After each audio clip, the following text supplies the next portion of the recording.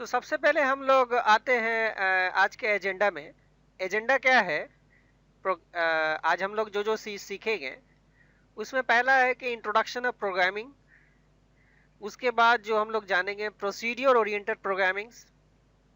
उसके बाद हम लोग सीखेंगे object oriented programming and then basic elements of OOPs यानी ऑब्जेक्ट ओरिएंटेड प्रोग्रामिंग। सो ये हमारा एजेंडा है आज के लिए और इस क्लास के लिए। तो हम लोग आगे बढ़ते हैं, एक एक करके देखते हैं कि क्या क्या चीज़ें हैं। लेट्स सबसे पहले हम लोग इंट्रोडक्शन टू प्रोग्रामिंग के तरफ जाते हैं, यानी प्रोग्रामिंग है क्या, ये हमको पता होना चाहिए कि what is program and what is programming, what is programming language. Now program किसको बोलते हैं? Program is a set of instruction that convey to the computer to do some specific operations. Okay, ये एक तरह का इंस्ट्रक्शन है जिसके जरिए हम लोग कुछ करते हैं। सपोज करो कि हमको 2 नंबर अगर ऐड करना है, हम तुमको बोले 2 नंबर ऐड करने के लिए, सो 2 + 2 दैट मीन्स हम पहला इनपुट करेंगे 2, देन 2 इनपुट करेंगे, देन उसमें जो इंस्ट्रक्शन डालेंगे वो प्लस का इंस्ट्रक्शन डालेंगे, दैट इज 2 + 2 = 4, तो वो 4 ऑपरेशन होगा। तो यही हो गया तुम्हारा सेट ऑफ इंस्ट्रक्शंस। और ये कंप्यूटर में लिखेंगे तो वो प्रोग्राम्स हो जाएगा, set of instructions according to the grammar of the programming language. Now the next is basic of programming. Basic of programming क्या है? as we communicate with some human language like English, Hindi, Urdu, German, etc. has its own set of grammar rules. All language has some sort of grammar and syntax. तो सारा languages का जो हम लोग natural language use करते हैं, जो हम लोग बोल चाल में जो यूज करते हैं, हर लैंग्वेज का एक सिंटैक्स होता है एंड उसका ग्रामर होता है। तो विदाउट नोइंग ग्रामर हम उस लैंग्वेज के बारे में सही से बात नहीं कर सकते हैं, उस लैंग्वेज के बारे में सही से बोल नहीं सकते हैं। इसीलिए वो लैंग्वेज का ग्रामर एंड सिंटैक्स पता होना चाहिए, कोई भी लैंग्वेज हो। In the same way, computer has some of its own grammar and rules. There are certain basic program code elements which are common for all the programming languages. So programming जो है computer में, और हम लोग जो computer से communicate करते हैं with the help of programs, with the help of certain set of instructions, and that certain set of instruction must have some grammars and rule it follows. So हम लोग जो फॉलो करेंगे उसका grammar, उसका rules अगर follow नहीं करेंगे, then programmes जो है हम लोग सही तौर से एग्जीक्यूट नहीं कर पाएंगे या रन नहीं कर पाएंगे। ओके, तो there are certain basic programming code element. तो हर लैंग्वेज का कुछ ना कुछ कोडिंग एलिमेंट्स होता है। हम लोग देखते हैं क्या क्या है वो। सो पहला है most important element for programming language are that is its environments. उसका इन्वायरमेंट होना चाहिए, यानी कहाँ पर हम उसको कर रहे हैं, लिख रहे हैं। देन सम रिजर्व वर्ड्स और कीवर्ड, जैसे कि जावा में रिजर्व वर्ड क्या क्या है, like class is a reserve word, void is a reserve word, main is a reserve word, and for, while, these are reserve words और keywords you can rather say। तो हर language का एक reserve होता है, जैसे कि सी लैंग्वेज में प्रिंट एफ होता है, स्कैन एफ होता है, गेट सी एच होता है, तो these are reserve words. Then आते हैं हम लोग डेटा टाइप्स। हर लैंग्वेजेस का डेटा टाइप्स होता है, यानी हम लोग जो डेटा रखेंगे, जहां पर डेटा रखेंगे उसको हम लोग वेरिएबल बोलते हैं, लेकिन हर वेरिएबल का एक टाइप्स होता है, that is the data types. तो हर लैंग्वेज का हर कंप्यूटर लैंग्वेज का एक डेटा टाइप्स होता ही है। देन वेरिएबल, जैसा कि मैंने कहा, वेरिएबल क्या है? इस प्लेस होल्डर ऑफ डेटा, जहां पर हम डेटा को रख सकते हैं, that is called a variables. Various kind of operators, बहुत सारे ऑपरेटर्स होता है। ऑपरेटर्स में जैसे कि तुम्हारा अर्थमेटिक ऑपरेटर, लॉजिकल ऑपरेटर, जैसे कि शिफ्ट ऑपरेटर, ठीक है, पोस्ट फिक्स ऑपरेटर्स, इस ढंग से प्रीफिक्स ऑपरेटर्स, ये सारे ऑपरेटर्स है। And then input and output operations, हर लैंग्वेज का इनपुट होता है, आउटपुट होता है। तो जैसे कि जावा में क्या होता है, इनपुट हम लोग करने के लिए डायरेक्ट इनपुट का कोई जावा में कोई कमांड नहीं है, तो हम लोग स्कैनर यूज करते हैं, या input stream reader, buffer reader use करते हैं फॉर इनपुट के लिए। सी में हम लोग इनपुट के लिए यूज करते हैं स्कैनफ, आउटपुट के लिए यूज करते हैं print F, C plus plus में सी आउट करते हैं, इसी तरह से जावा में हम लोग system dot out dot print L N करते हैं। ओके, इस ढंग से हम लोग आउटपुट करते हैं। तो हर लैंग्वेज का इनपुट आउटपुट ऑपरेशंस होता है।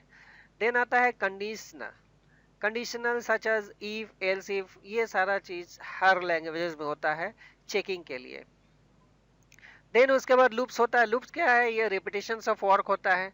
तो ज्यादातर लैंग्वेज में 3 लूप्स होते हैं, फॉर, व्हाइल, डू व्हाइल। ये जावा में सी प्लस प्लस में सेम होता है।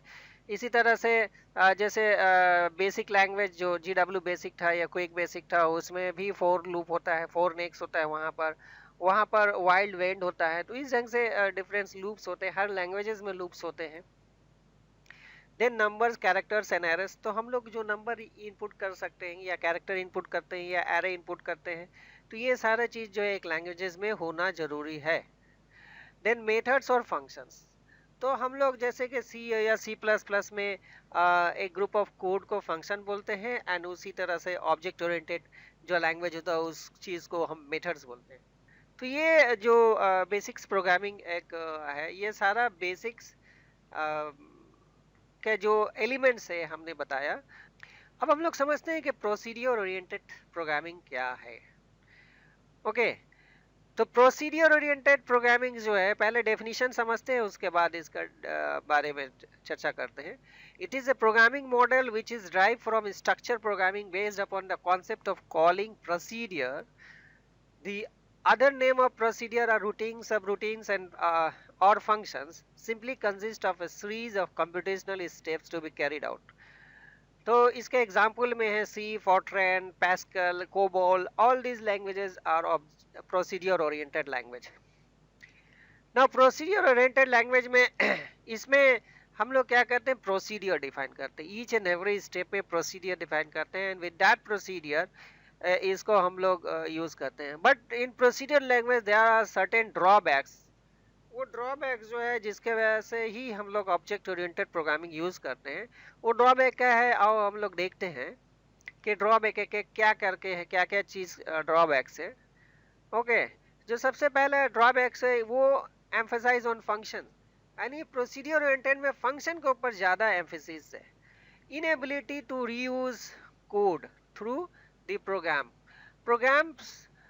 हम लोग वो जो कोड एक बार हम लोग जो प्रोग्राम बनाएंगे, उस प्रोग्राम को या उस कोड को दोबारा यूज एज इट इज नहीं कर सकते हैं, जैसे कि हम लोग दूसरे ऑब्जेक्ट ओरिएंटेड प्रोग्रामिंग में हम लोग करते हैं। बट यहाँ पर उस ढंग से रीयूज कोड नहीं होता, ये एक बहुत बड़ा ड्रॉबैक्स है। देन ड्रॉबैक्स जो होता है, टॉप डाउन अप्रोच होता है।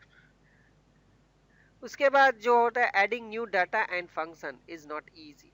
तो अगर हम लोग कोई डेटा इनपुट करना चाहते हैं, जैसे सपोज करो कि हाँ, एक प्रोग्राम मेरा बना हुआ है ऑलरेडी, और उसमें हम एक और फील्ड या डेटा या फिर एक और फंक्शन ऐड करना चाहते हैं, तो हमको पूरे का पूरा जो है प्रोग्राम के स्ट्रक्चर ही चेंज करने पड़ेगा, अदरवाइज वो होगा नहीं। देन आगे हम लोग बढ़ते हैं, अनसिक्योर्ड है। अनसिक्योर्ड जैसे हमने कहा कि एम्फेसिस ऑन फंक्शन है, नॉट एम्फेसिस ऑन डेटा। तो डेटा का पर इसमें एम्फेसिस नहीं है, दैट मीन्स इसमें कोई डेटा का प्रोटेक्शन नहीं है, that is why it is unsecure. तो ये तुम्हारा कुछ ड्रॉबैक्स था, emphasis on functions, inability to reuse code throughout the programs, uses top down approach, adding a new data and function is not easy, unsecure.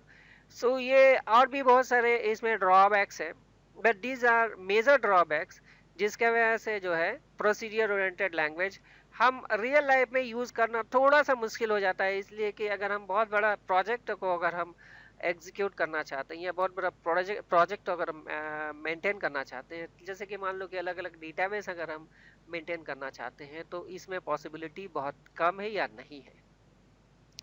Then next आता है जो हम लोग यूज करेंगे, ऑब्जेक्ट ओरिएंटेड प्रोग्रामिंग। अब यहाँ पर object oriented programming बहुत सारा है, जावा है, तुम्हारा सी प्लस प्लस है, और भी बहुत सारा लैंग्वेजेस है, बट हम लोग जावा के ऊपर कॉन्सेंट्रेट करेंगे क्योंकि हम लोग जावा ही स्टडी करेंगे, दैट इज वाई हम लोग इसको जावा के ऊपर कॉन्सेंट्रेट करेंगे। Let's see object oriented programming बोलते कि इसको पहले समझ लेते हैं। Object oriented programming is a new way of organizing around object which represent as an instance of a class, and it revolves around the and it revolves around abstraction, encapsulation, inheritance and polymorphism. ये बहुत important concept है यहाँ पर।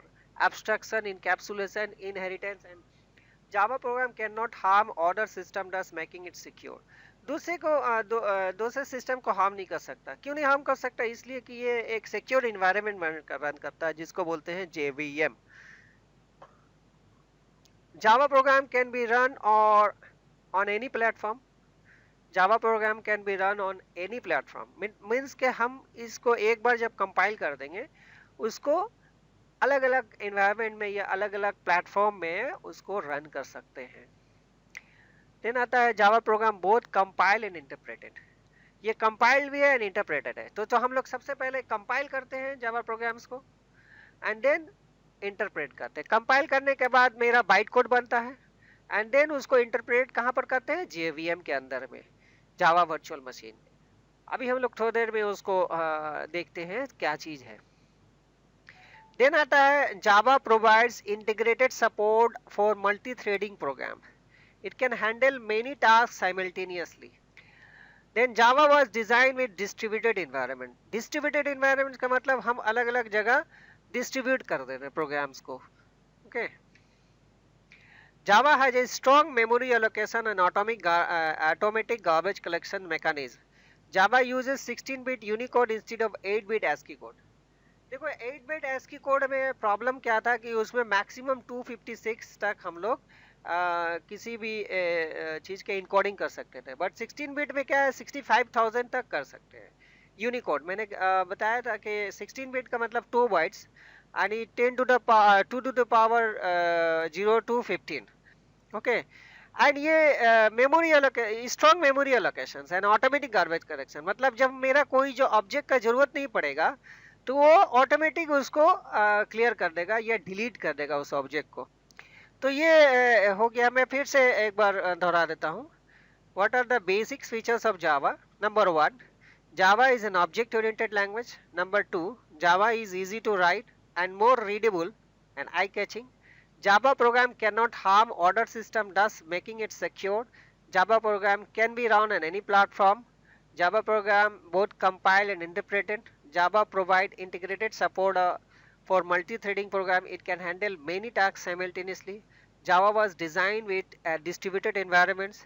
Java has a strong memory allocation and automatic garbage collection mechanism. Java uses 16-bit Unicode instead of 8-bit ASCII code. ASCII code का full form है American standard coded information interchange. ना next आते हैं हम लोग कि एडवांटेजेस क्या है, हम क्यों ऑब्जेक्ट ओरिएंटेड प्रोग्रामिंग यूज करेंगे। ऑब्वियसली इन प्रोसीडियर ओरिएंटेड प्रोग्रामिंग में प्रॉब्लम क्या था कि हम उसको कोड को यूज नहीं कर सकते थे। ये एक बहुत बड़ा डिसएडवांटेज था। दूसरा डिसएडवांटेज क्या था कि वहाँ पर डेटा का कोई प्रोटेक्शन नहीं था। तो ये दो बहुत बड़ा डिसएडवांटेज था ना। उसी डिसएडवांटेज को दूर करने के लिए हम लोग ऑब्जेक्ट ओरिएंटेड प्रोग्रामिंग यूज करते हैं। तो पहला क्या है, it is easy to relate to the real world. यानी रियल वर्ल्ड से ये हम लोग इजीली रिलेट कर सकते हैं। जैसे कि मान लो कि से एक व्हीकल क्लास है, तो व्हीकल क्लास हम लोग रियल वर्ल्ड में हम लोग देख सकते हैं। एंड तो व्हीकल क्लास को जो हम बोल दिए हैं, तो अब जो है ऑब्जेक्ट क्या हो गया, मान लो कि कार क्या हो गया। अब कार में मान लो कि टैक्सी है या फिर से फेरारी है, ये सब जो है ये ऑब्जेक्ट्स हो गया। नेक्स्ट आते हैं हम लोग data is protected from misuse. ये प्रोटेक्शन है। अगर हम डेटा को प्रोटेक्टेड डिफाइन कर देते हैं as a there are some mechanism, so हम लोग यूज कर सकते हैं like data private, protected, public, okay, और डिफॉल्ट। तो ये 4 तरह का जो है मैकेनिज्म है जिससे हम डेटा को प्रोटेक्ट कर सकते हैं। Then all data is hidden, only the method is visible. तो डेटा जो है हमेशा हिडन रहता है, मेथड विजिबल रहता है। We can reuse the code with the help of inheritance concept. देखो वहाँ पर प्रोसीडियर ओरिएंटेड में रीयूज हम कोड नहीं कर सकते थे, बट यहाँ पर रीयूज कर सकते हैं, क्योंकि यहाँ पर एक बहुत बड़ा एक प्रॉपर्टीज है दैट इज कॉल्ड इनहेरिटेंस जो कि हम लोग ऑब्जेक्ट ओरिएंटेड प्रोग्रामिंग में यूज कर सकते हैं, यानी हर ऑब्जेक्ट ओरिएंटेड प्रोग्रामिंग में ये प्रॉपर्टीज होगा, ये कॉन्सेप्ट होगा। उसके बाद आता है जावा सिक्योर्ड है, बिकॉज सिक्योर्ड है, इसमें डेटा प्रोटेक्शंस भी है एंड ये जेवीएम के अंदर में रन करता है। देन आता है तुम्हारा easy to maintain, and then आता है अब कंपोनेंट्स, जो वहाँ पर हम लोगों ने कंपोनेंट्स देखे थे, जैसे abstraction, encapsulation, inheritance and polymorphism, वो जावा का कुछ कंपोनेंट्स है। तो यहाँ पर हम लोग देखते हैं कंपोनेंट्स क्या क्या है। मेनली क्लास है ना, क्लास जैसा कि इसका डेफिनेशन है, it is a blueprint of an object, ये ऑब्जेक्ट का ब्लूप्रिंट है। देन आता है object, an instance of a class और it is a template of a class, यानी अगर हम कोई क्लास यहाँ बनाते हैं, अगर हम एक क्लास बनाते हैं जैसे क्लास, तो इसके अंदर में जो भी चीज हम लिखेंगे, अब इस क्लास को अगर हम दूसरे जगह यूज कर सकते हैं तो उसको ऑब्जेक्ट बनाने पड़ेगा, तो इसको एज ए टेम्पलेट हम यूज कर सकते हैं। Then आता है encapsulation, the wrapping of data and method into a single unit called encapsulation। अब देखो जब ऑब्जेक्ट मेरा जब बन जाएगा, या ऑब्जेक्ट जब इनकैप्सुलेशन होता है तो एब्स्ट्रैक्शन जो है ऑटोमेटिक हो जाएगा। It is the fact of representing essential feature without including background details बोलते हैं। तो कोई भी जब हम लोग ऑब्जेक्ट बनाते हैं तो उसका जो एसेंशियल फीचर्स होता है वो हिडन हो जाता है।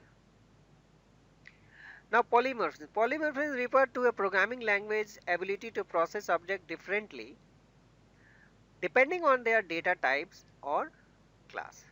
यानी हम लोग ऑब्जेक्ट को डिफरेंटली यूज कर सकते हैं, प्रोसेस को, ability to process object differently depending on their data type और क्लास। देन जो कॉन्सेप्ट आता है उसको कहता है इनहेरिटेंस।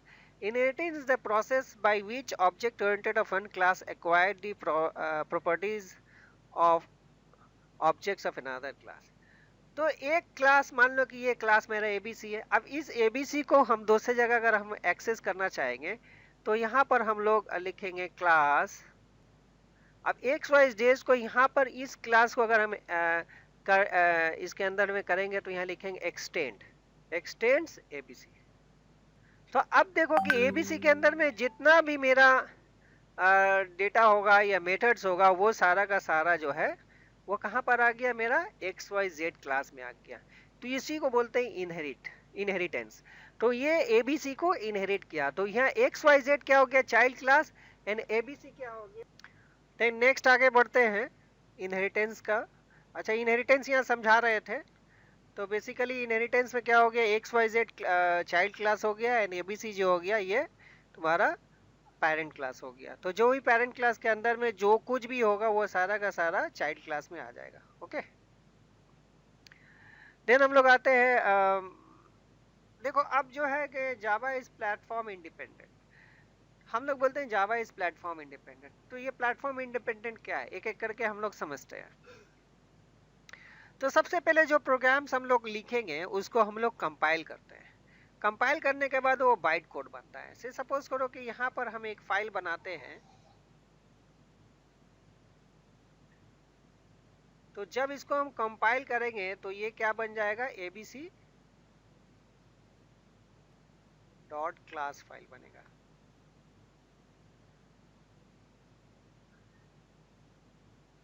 ये क्लास फाइल जो है इसी को बोलते हैं बाइट कोड। ओके, ये हो गया सोर्स कोड, ये हो गया बाइट कोड। तो सोर्स कोड को जब कंपाइल करते हैं उसको उसका नाम है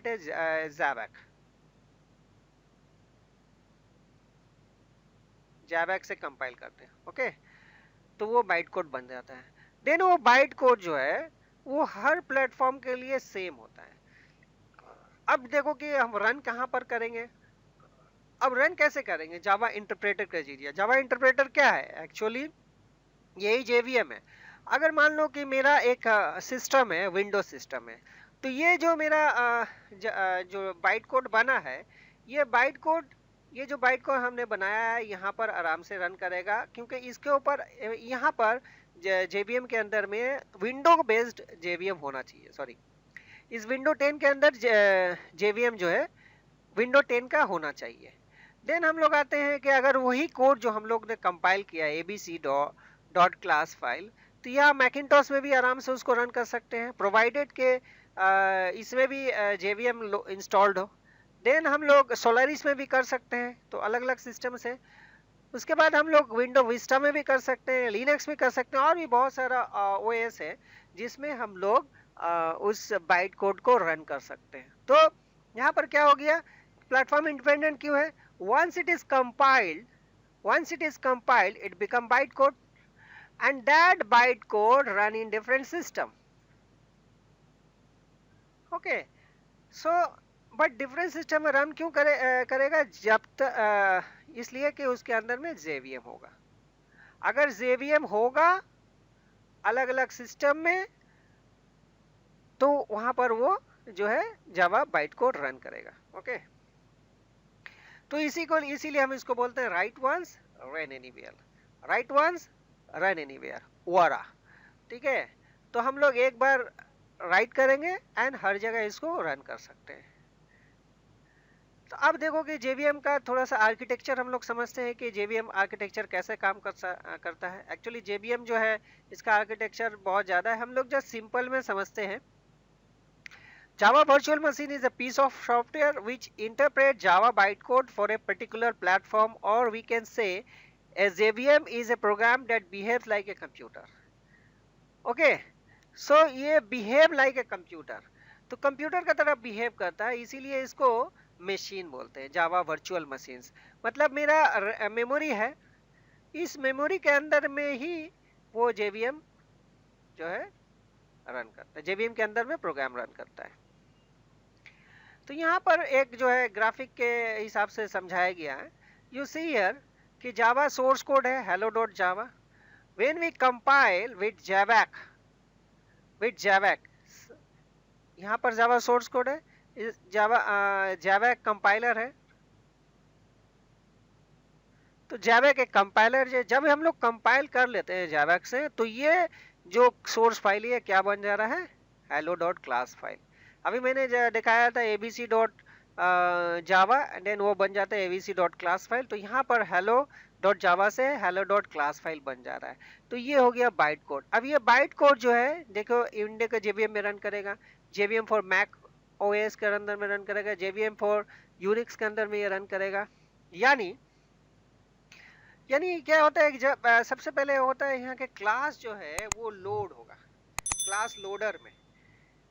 ओके, JVM का जो पार्ट है क्लास लोडर में वो लोड होगा। लोड होने के बाद वो जो बाइट कोड लोड क्या होगा? बाइट कोड लोड होगा। वो बाइट कोड देन वेरीफाई होगा, यानी सब कुछ सही रहेगा। देन वो एग्जीक्यूशन इंजन में जाएगा, एग्जीक्यूशन इंजन में जाके वो एग्जीक्यूट करेगा। तो ये इतना सारा प्रोसेस है। पहले जो है बाइट कोड लोड होता है JVM में, देन वो वेरीफाइड होता है, देन आफ्टर वेरिफिकेशन अगर वो सब कुछ सही है, देन एग्जीक्यूशन इंजन में जाके फिर वो रन करता है। तो अब देखो कि to create a Java, an editor such as Notepad, TextPad or an IDE like Eclipse, BlueJ can be used. हम लोग BlueJ यूज करेंगे, not Eclipse or any other platform. तो IDE किसको बोलते हैं? Integrated development environment. जहां पर हम लोग प्रोग्राम लिखते हैं उसको IDE बोलते हैं। यानी वहीं पर सारा जावा का कंपाइलर होता है, जावा का रन टाइम इंजन होता है, दैट इज जावा एंड जावैक। जावैक क्या है? कंपाइलर है। जावा क्या है? ये जावा बाइट कोड को रन कराता है JVM के अंदर में। देन ये एक छोटा सा प्रोग्राम्स हम लोग देखते हैं। यहाँ पर एक प्रोग्राम से ये माई फर्स्ट क्लास है, my first class public class, my first class. Then यहाँ पर public static void means main method से void return type. Static keyword इसीलिए दिया हुआ है कि मेन का जो है कोई ऑब्जेक्ट, मेन कॉल करने के लिए कोई ऑब्जेक्ट नहीं है, that is why it is called static. तो स्टैटिक रहने से मेन मेरा डायरेक्टली कॉल होगा and then it is a public. And then ये कर्ली ब्रेस के अंदर में system dot out println welcome to Java. जैसे कोड है, यहाँ पर end of this curly brace होगा, यहाँ इसका ये एंड होगा। ओके, तो जब इसको रन करेंगे तो ये वेलकम टू जावा दिखाएगा। तो अब एवर प्रोग्राम में देखो क्या क्या चीजें। Ever program the class welcome has public access and hence declare public. Publicly access करेगा, इसीलिए पब्लिक एक्सेस है। And then class is a keyword used to create a class. मैंने कहा ना कीवर्ड होता है, हर लैंग्वेज में कीवर्ड होता है, तो यहाँ क्लास क्या है, इट्स अ कीवर्ड।